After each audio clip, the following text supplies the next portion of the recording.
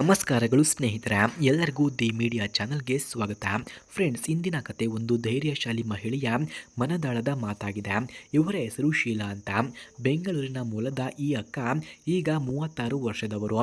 ಬದುಕಿನ ಮೊದಲ ಅಧ್ಯಾಯ ಪ್ರೀತಿಯಿಂದ ಶುರುವಾಗಿ ನೋವಿನಿಂದ ಮುಗಿಯಿತು ಎಂದು ತಿಳಿಸಿಕೊಟ್ಟಿದ್ದಾರೆ. ಫ್ರೆಂಡ್ಸ್, ಮದುವೆಯಾದ ಕೇವಲ ವರ್ಷಗಳಲ್ಲೇ ಅವಳಿಗೆ ತಿಳಿಯಿತು, ಬದುಕಿನಲ್ಲಿ ಒಟ್ಟಿಗೆ ನಡೆಯಬೇಕಾದಂತಹ ವ್ಯಕ್ತಿ ಬೇರೆ ದಾರಿಯಲ್ಲಿ ಹೋಗುತ್ತಿದ್ದಾನೆ ಎಂದು ಅವರಿಗೆ ತಿಳಿಯುತ್ತಂತೆ. ಅರ್ಥ ದೋಷ, ಅಂತರ ಮತ್ತು ಮನಸ್ಸಿನ ಬೇಸರ ಅವಳಿಗೆ ಬಿಟ್ಟಿದ್ದು ಮೌನ, ಕಣ್ಣೀರು ಮತ್ತು ಕೆಲವು ನೆನಪುಗಳು ಎಂದು ತಿಳಿಸಿಕೊಟ್ಟಿದ್ದಾರೆ. ಆ ನೋವಿನ ದಿನಗಳು ಸುಲಭವಾಗಿರಲಿಲ್ಲ.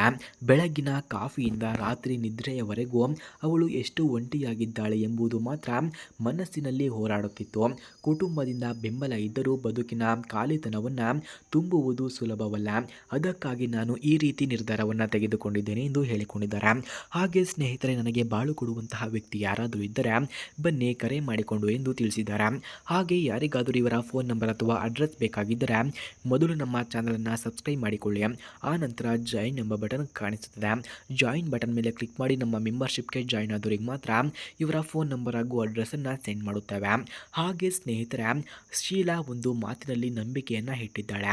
ಜೀವನ ಒಂದು ಬಾರಿ ಮಾತ್ರ ಸಾಗೋದಿಲ್ಲ, ಮತ್ತೆ ಹುಟ್ಟಿಸುವ ಶಕ್ತಿ ನಮ್ಮೊಳಗೆ ಇದೆ.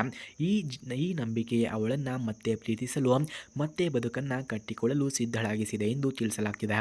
ಹಾಗೆ ಇವರ ಕನಸುಗಳನ್ನು ನಾವು ನೋಡಿದ್ರೆ, ಮನಸ್ಸಿನಲ್ಲಿ ಪ್ರೀತಿ, ಗೌರವ ಮತ್ತು ನಿಷ್ಠೆ ಇರುವಂತಹ ವ್ಯಕ್ತಿ ಬೇಕಂತೆ.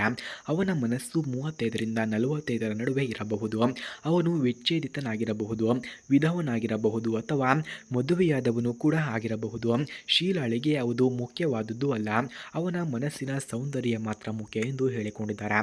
ಆಕೆ ಹೇಳುವ ಮಾತು ಏನೆಂದರೆ, ನನಗೆ ವೈಭವ, ಐಶ್ವರ್ಯ ಬೇಡ. ನನ್ನನ್ನು ನಾನು ಎಂದು ಒಪ್ಪಿಕೊಂಡು ನನ್ನೊಂದಿಗೆ ನಗು ಹಂಚಿಕೊಳ್ಳುವವನು ಬೇಕು ಎಂದು ತಿಳಿಸಿಕೊಟ್ಟಿದ್ದಾರೆ.